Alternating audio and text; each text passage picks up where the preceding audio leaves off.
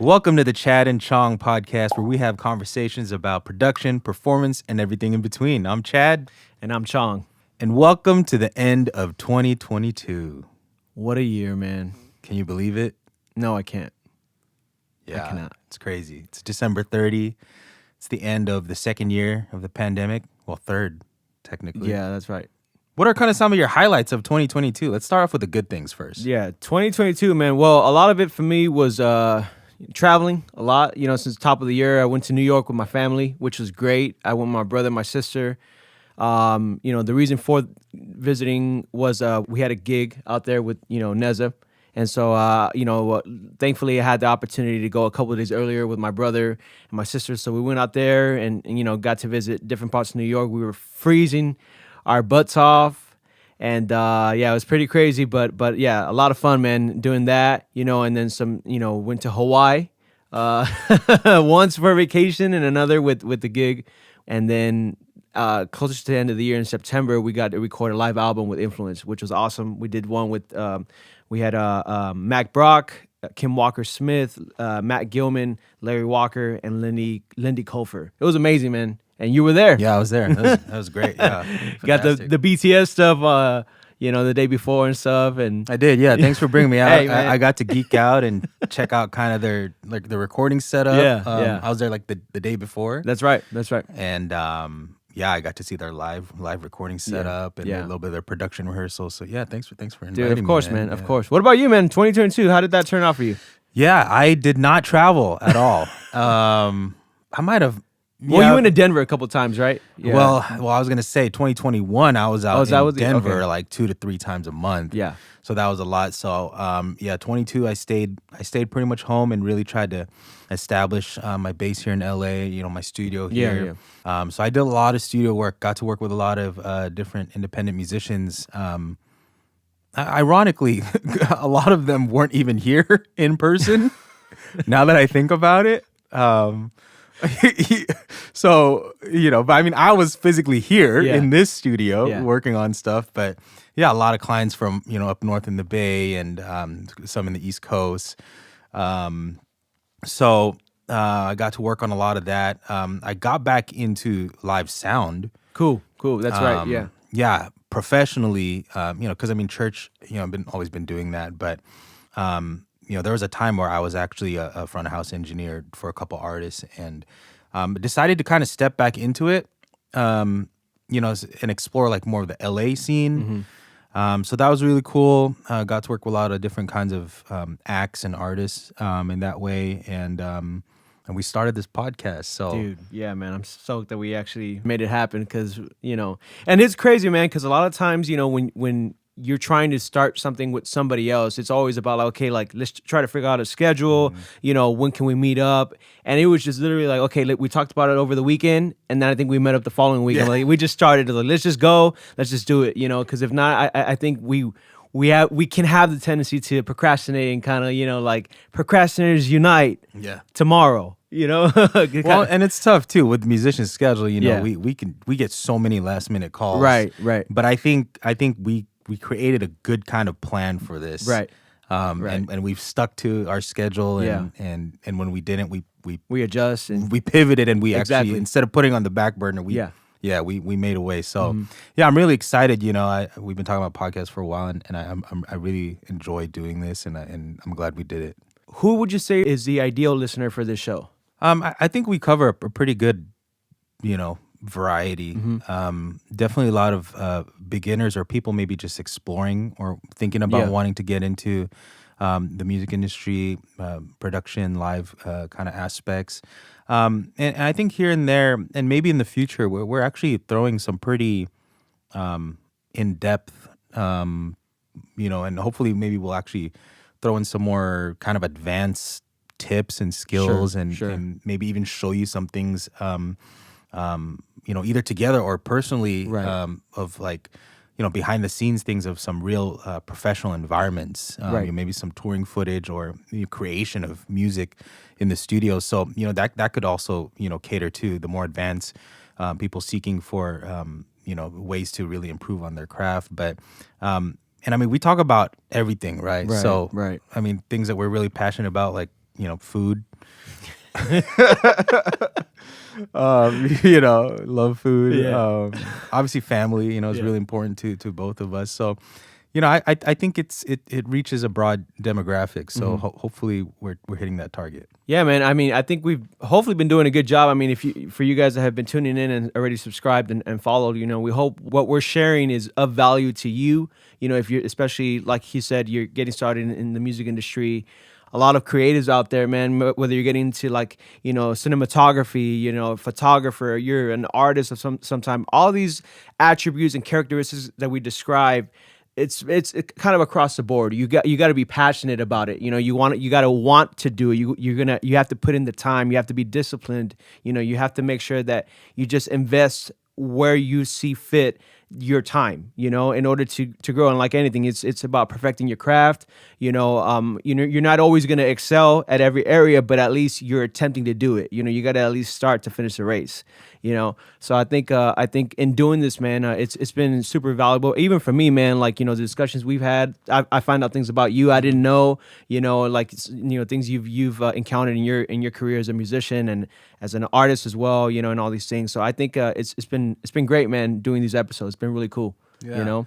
To move us along as we approach the end of it, or as we are in the end of the year, how does your or where does your mind kind of go? Like, do you take into account all the things that you've maybe accomplished this year, and how do you take some of those things moving forward? How do you kind of process the end of the year and kind of propel you forward to the new year? Great question, man. I think for me, what I try to do very often, every year actually, is okay. Like, I look at everything I've been able to do from start to finish, and I literally take from January all the way up to December. Like, okay, this is what I was, where I traveled to, the gig that I did.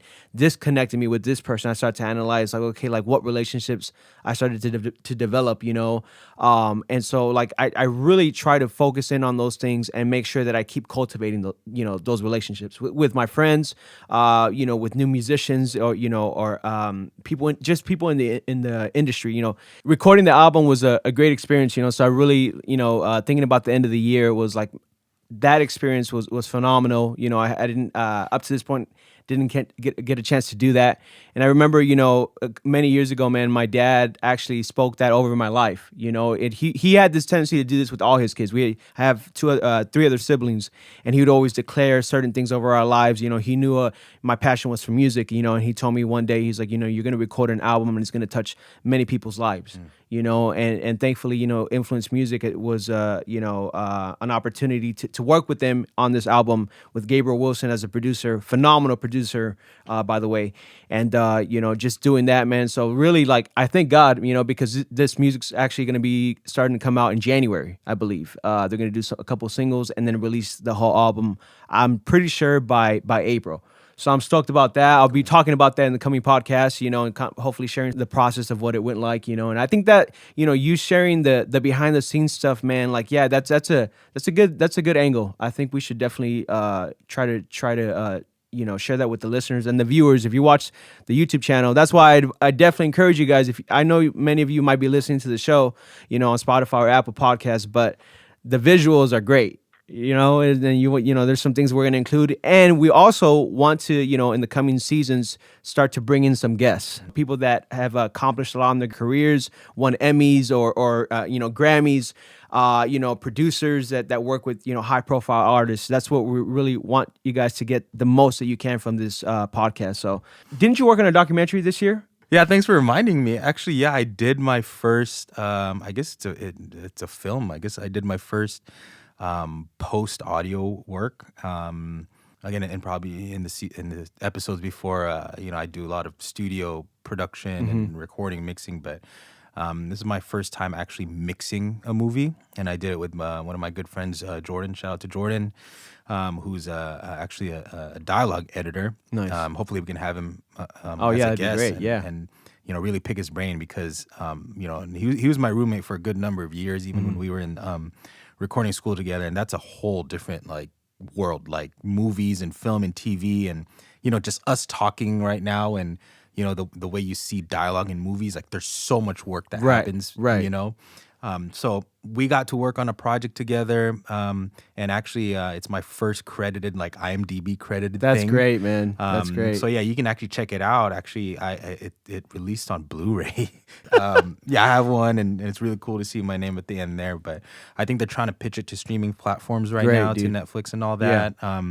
It's actually made its way into a lot of international film festivals. Cool. And actually won awards.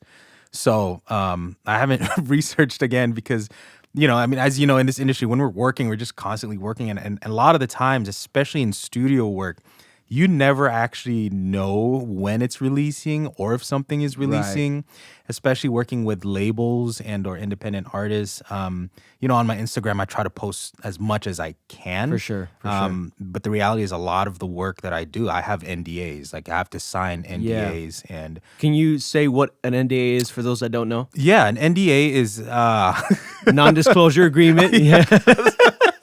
I don't even know what it stands for, the acronym.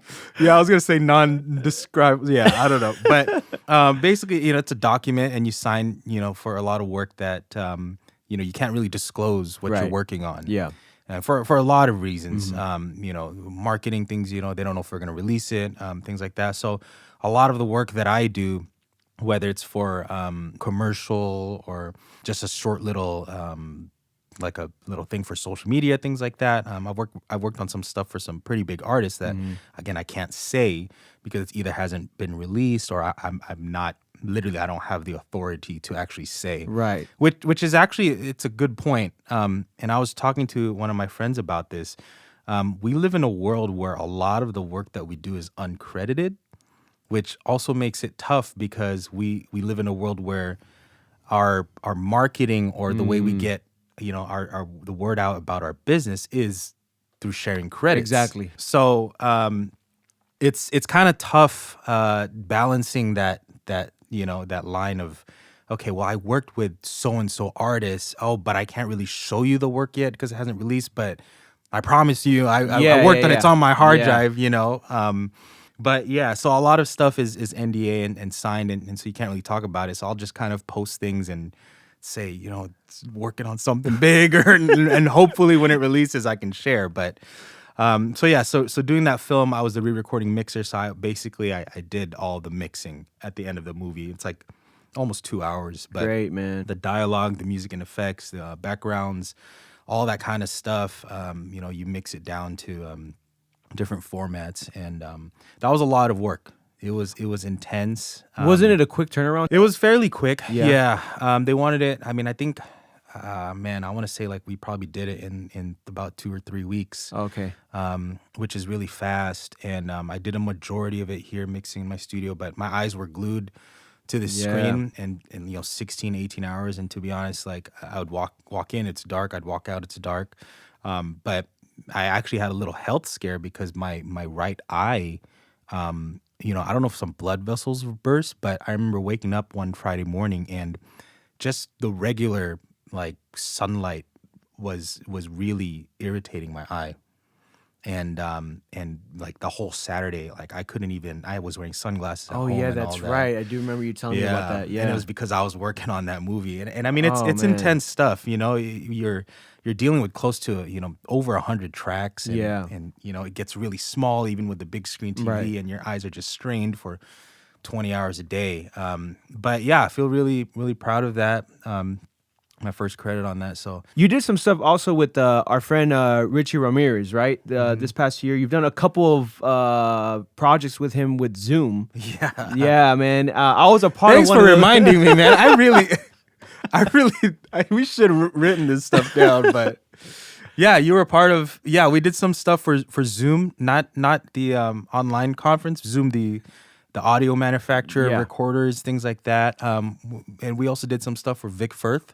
Oh yeah, that's right. The drumstick company. We got to shoot a lot of commercials for products that Zoom released. So shout outs to Richie for that. Richie Films, one of the best in the business. Dude, that's really cool. A lot of products for the musician who's just starting out and more advanced audio engineers and podcasters even. So yeah, it's really cool. We got a chance to work with some pretty big artists and musicians.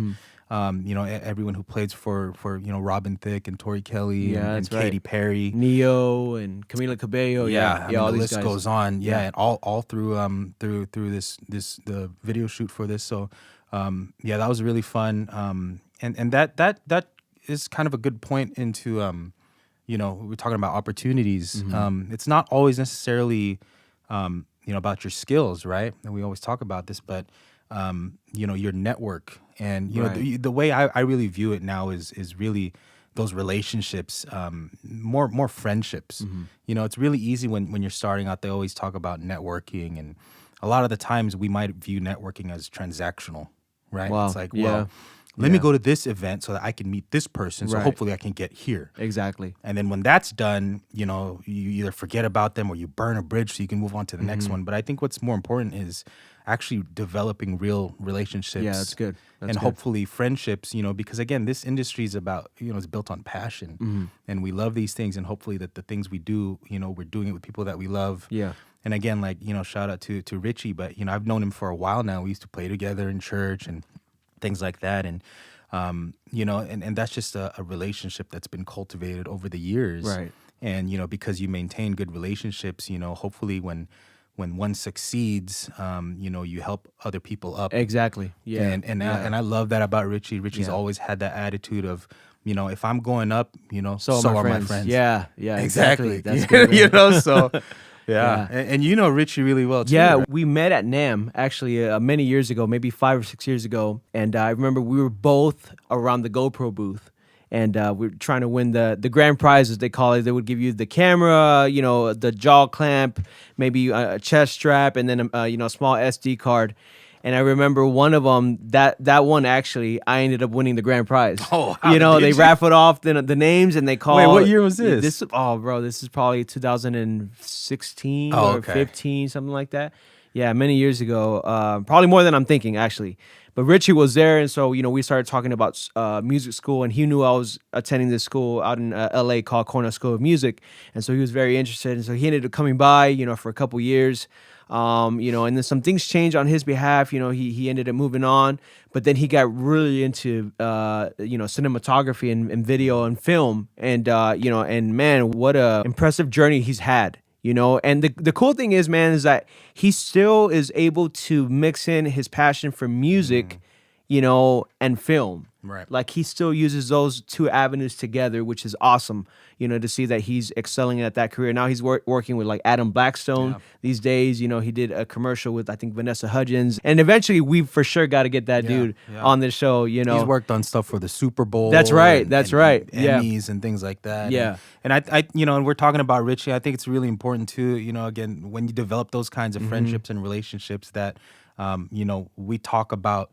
them and their names in rooms full of opportunity, hopefully, and and hopefully like this platform like this, right? Like we talk really highly about our friends because they've really been there for us. Yeah. And it's not a selfish thing of once I make it to the top, I'm gonna forget about everyone. Yeah. It's, Richie really embodies that, I'm gonna bring all my friends with me and I want everybody to succeed. And I think that's just such a great attitude to have, especially when you're starting out and you think that you need to be better than everyone else. Right. And I've heard this actually from a lot of really successful people. They said, one of the keys to success is making sure that you build a good team around you, because no one does it by themselves. Exactly. And so when you can really find people that you could trust, especially starting off, and you build that good solid group, I think you go further and you enjoy the process too. There was a podcast I think you mixed when I had the other show, and it was with Paul Jackson Jr. Yeah. And he was essentially saying, there's room at the table for everybody. He was shouting out all these other amazing guitarists, and Paul Jackson is a legend in his own right. He's played with Whitney Houston. He was part of the American Idol band. He's done I don't know how many Grammy shows. Michael Jackson. He recorded one of the Michael Jackson albums as well. And he was just essentially saying, everybody thinks that because of social media, it's all about competition or who's going to play the scale the fastest on their guitar. And he's like, no, it's not about that. He's like, there's room for everybody. He's like, you just got to you got to be humble enough to accept that fact too. Yeah, I think that's a good note to end on, as we think about the end of the year. At the end of the day, again, it's all about, the relationships that you cultivated. Yeah. And I think this year was a good year for me for that. Got to reconnect with a lot of people, and I really cherish that now more than ever, especially with the pandemic and everything that we've been through. When there was no work, really the only things that were left were people. Wow. And so 2022, man, what a year! But it was good, man. Yeah, it was that's good. great. Yeah. Thank you guys for checking out this episode. If you haven't already, subscribe on our YouTube channel. And then if you're listening via Spotify, Apple Podcasts, Amazon Music, make sure you subscribe and tune in for the next one.